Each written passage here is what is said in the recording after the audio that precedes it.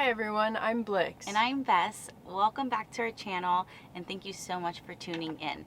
This week we figured we'd do something a little different because it is our 3 months on the road and full-time van life living, and we thought we'd do a 3-month review and also kind of give you a quick update. And but before we get into that, we just wanted to thank everyone who's subscribed to our channel, who's been watching us and following us on our journey.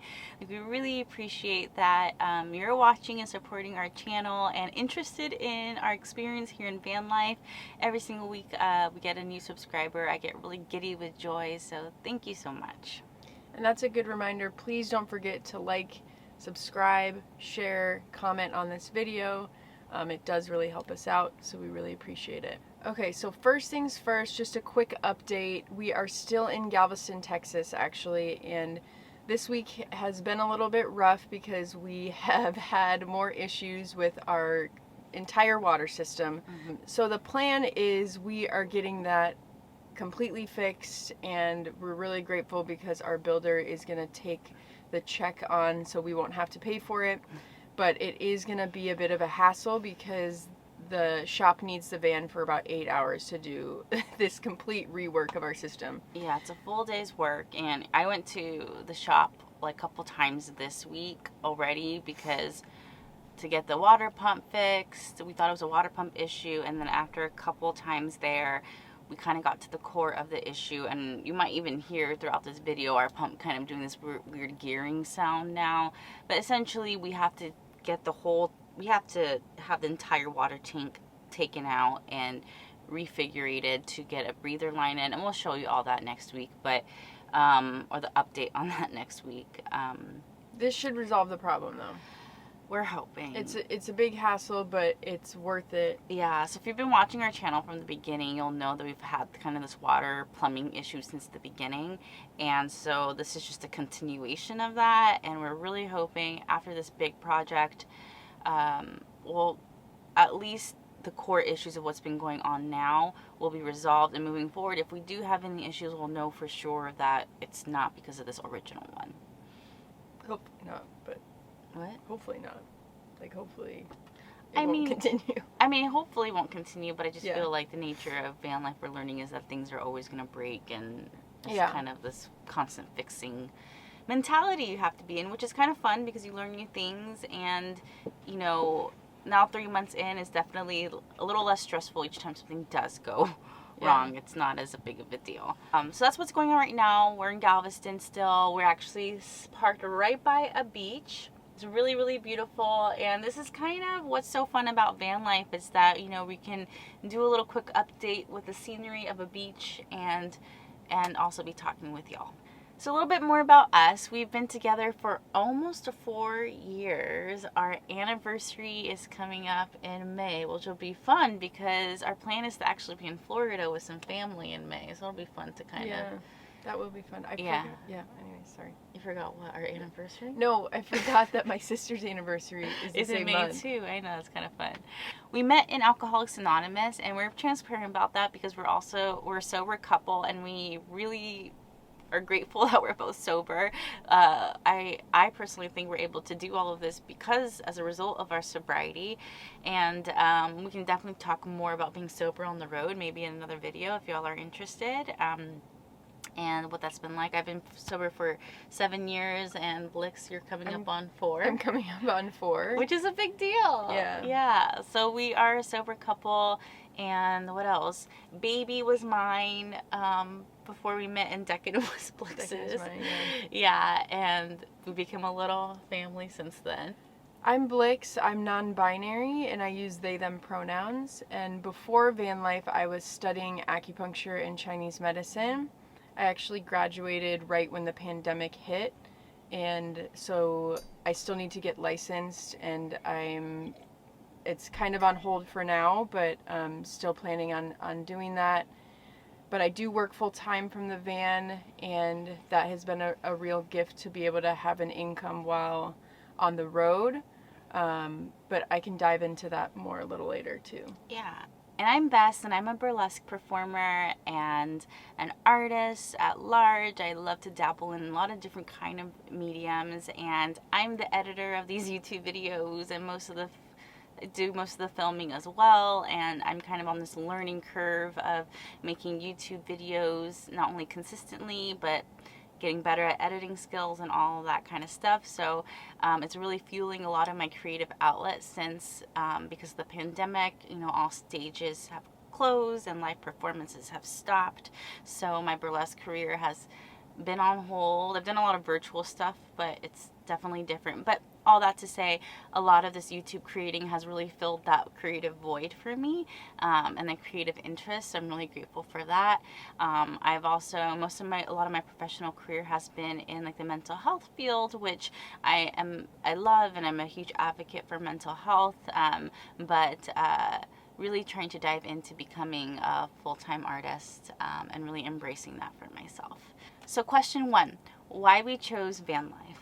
So van life was actually my idea. For those of you who may see the makeup and the hair and the nails, you're being like, really? You want to live in a van? But no, truly, this has been a dream of mine since forever. I've always been called to live life on the road. Maybe it's the inner showgirl in me, I don't know, to live my life on the road. But I love the outdoors, and I love merging like my creativity with the outdoors. I find peace in the outdoors, and a lot of what I've always desired, like working full-time and regular job, was to have enough money to take trips. And I always fantasize about wanting to take trips, but then anxiety of money and planning would really get in the way. And actually my burlesque career really got me traveling a lot. I got to travel to a lot of different places to perform, and at different festivals, and that really kind of ignited that energy back in with me of like, wow, not only do I love performing, but I love traveling. It really nourishes my soul. So yeah, when the pandemic hit, and I was working at a nursing home at the time, Blix was finishing up school, and looking for jobs too, out of just panic, right? Yeah. And while working at the nursing home was very fulfilling for me, and I loved it, this idea, you got to talk about how you were obsessed with buying a home. Yeah. And that really you kind of sparked the momentum of that conversation, really. We live in the Bay, we were from the Bay Area. Living in Berkeley. Not originally, but we were living there. I was there for 5 years altogether? I was there for 10 years altogether.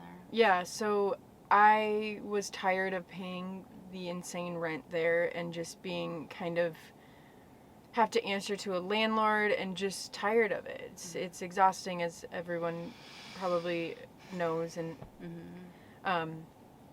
there's a lot of great things about renting, but I just wasn't in that space anymore. So I was looking at ways to possibly purchase something, and I was looking at tiny homes and was really into that.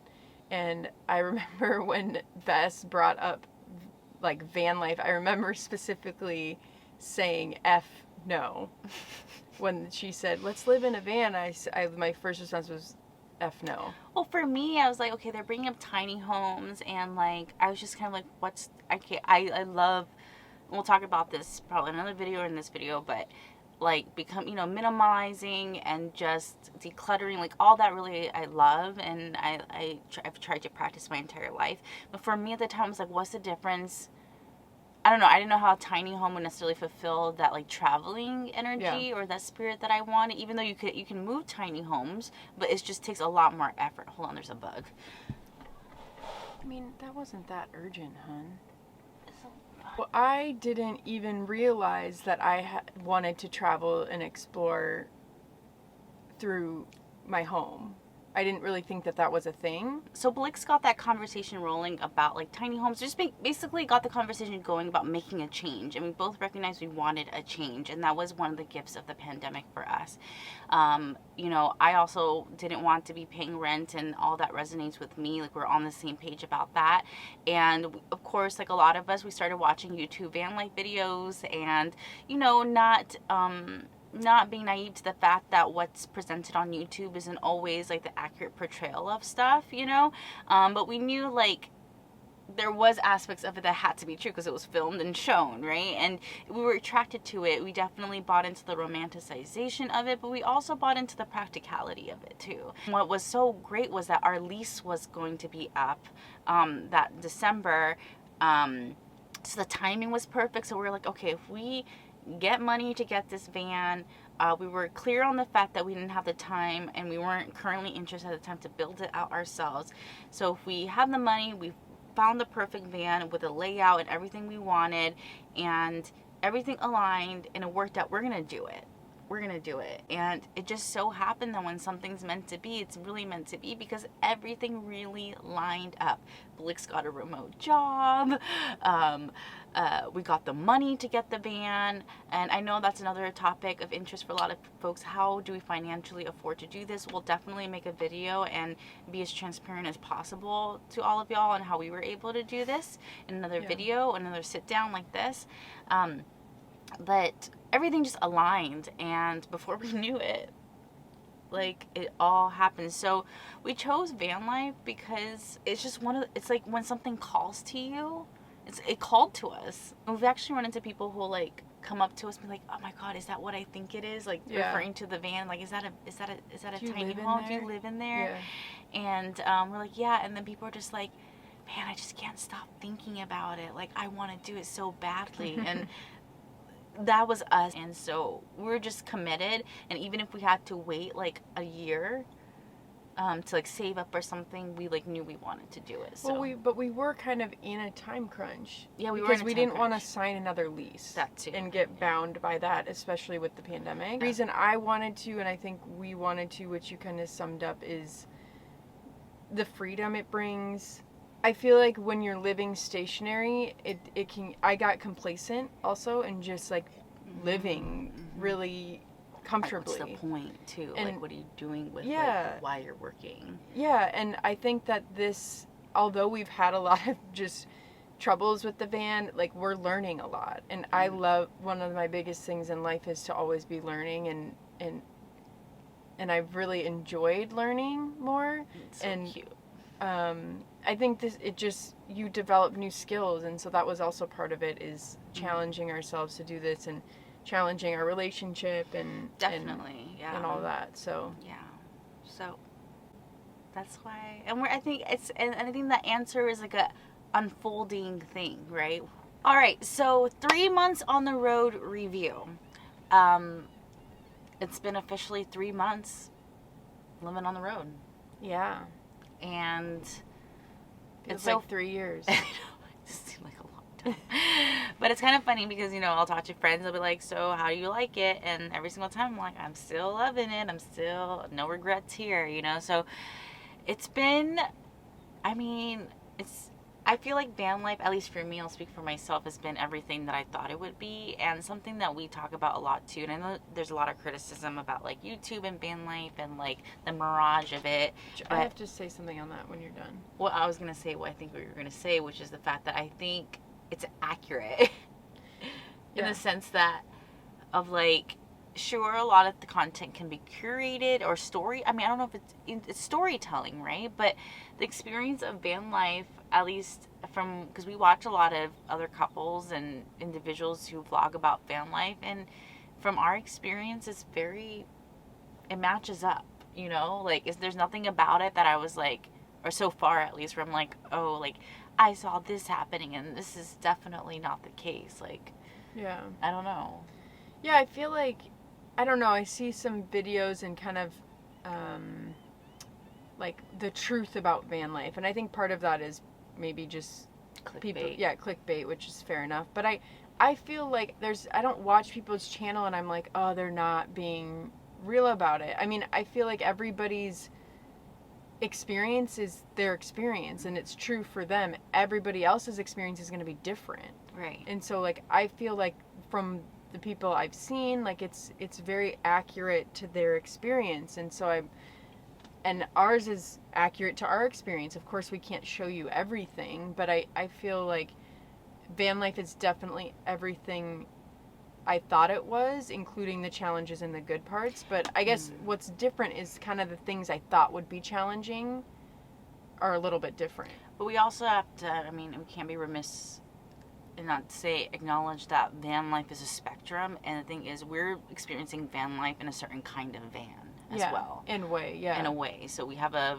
very nice van. We have a lot of amenities in here that a lot of people who do van life may not have. Right. You know, so we have to always acknowledge that. So, but within the scheme of having the type of van that we do, I would say it allows us to be able to experience van life in a certain way, in the way that I feel like it's often talked about, and we're saying that it does match up in terms of the experience of it. Yeah, right? yeah, but it's not, yeah, and it's not easy always, but like, I definitely think kind of what you're saying, like our experience matches what I thought it would be, but like, I mean, I can say some of my challenges. Should I go into that? Yeah, let's talk about our challenges about the past 3 months. Yeah, I think so. So a few of my challenges that I'm finding, I didn't think it would be as challenging to work remotely, but it is hard. It's hard to work in the van. It's hard to be working full time while doing this. I love it and appreciate it because it's brings in financial resource for us to really have a lot of flexibility. But during the week, I'm only working, really, you know. Would you rather work full time stationary, like in our old home, or would you rather be working full time from the van? I'd rather be working full time from the van. That's good to know. Yeah, it's just hard. Yeah, you know, yeah. it's just not even like physically. It's hard, and I like it, but it is challenging. Another thing is like we use Planet Fitness for showering, which has been great, and we also have an outdoor shower. But I think I really miss having a shower. I love showering, and so I think I miss having that at your disposal. At like super accessible. But it's working out for now, but it's just one of the challenges that we face. And what's something else? Those were like the two main things. I think I'm also just hyper aware of our kind of exposure as an LGBT couple in the world. I'm a little bit more like hyper vigilant of that, especially in places that I'm not familiar with. So that has just added a level of kind of stress, but I think so far we haven't had any issues with it. It's just like using public bathrooms, you know, and so that just adds a level of stress. But yeah, those are kind of, I think, my 3 challenges. I'm still having a tough time with the fact that I feel like we still have too much stuff. Yeah. And I feel like we did such a great job, and when we downsized, we like sold as much as we could. We gave away a lot of stuff, and still it feels cluttered. And part of the reason why I wanted to live this way was to kind of feel lighter. And there are times where I do want to think, when it's just not everything still has a home in the van, and we still definitely need to downsize. And I love my things, and so that's just been really challenging to kind of like let go of even more things, and kind of and stop, and like really getting out of the consuming mentality, and which we definitely I've gotten better at, but it's still hard. Like even right now, looking in the van, I'm like, it's just a little stuff. There's stuff, and that can be overwhelming for me still. So there's that. What's another challenging thing for me? I don't know. I feel like for me, it's like I came into it with such an open mind. I think Blix did too, of course. But for me, like I came into such an open mind. Like all of it, like nothing has been super stressful or challenging. I'm just like, this is what it is. You know, I'm very like accepting of the fact that like I have to clean out our poop bucket, and it's not the most pleasant job, but this is just what we do. We don't have a flushable toilet, you know, and this is just the nature of it, and I'm just grateful we have a toilet. Another thing that's been really challenging for me, I think, is just like planning our trips, like well, I love the fact that it's like we can be really spontaneous about where we go, but sometimes when you don't plan ahead, you miss out on opportunities. Like if you go to a cool city and you find out something that you want to do, but it's booked up like 2 weeks out, you know, but had we planned 2 weeks before, we could have done it there, you know? So it's just like learning as we go with that. And because my full-time job is doing this YouTube stuff and taking care of the daily maintenance of the van and stuff like that, and like the planning of our trips and where we're going, it is a lot in a weird way. Like I didn't think it would be, but sometimes like the and everything takes like 3 times longer to do. You know, cooking takes 3 times longer, cleaning, doing the dishes. You know, you really can't move on to the next task before you finish that one, which has been a huge gift of van life. And I guess we can kind of segue into what we've enjoyed the most. Yeah. And I don't even know if I don't know if enjoyable is the right thing, but I'm grateful for the fact that I feel like van life and living this way has forced me to be more present again. Like I can't put off tasks. Like I have to get it done in that moment. Like I can't move on to something else. I'm being redundant here, but basically saying I have to finish what's before me, and I feel like I've always had a hard time with that in general. Like when you live in a regular house, it's like, oh, I'll do the dishes later, like in a couple days, or it can pile up. Like you can't live that way when you live this tiny.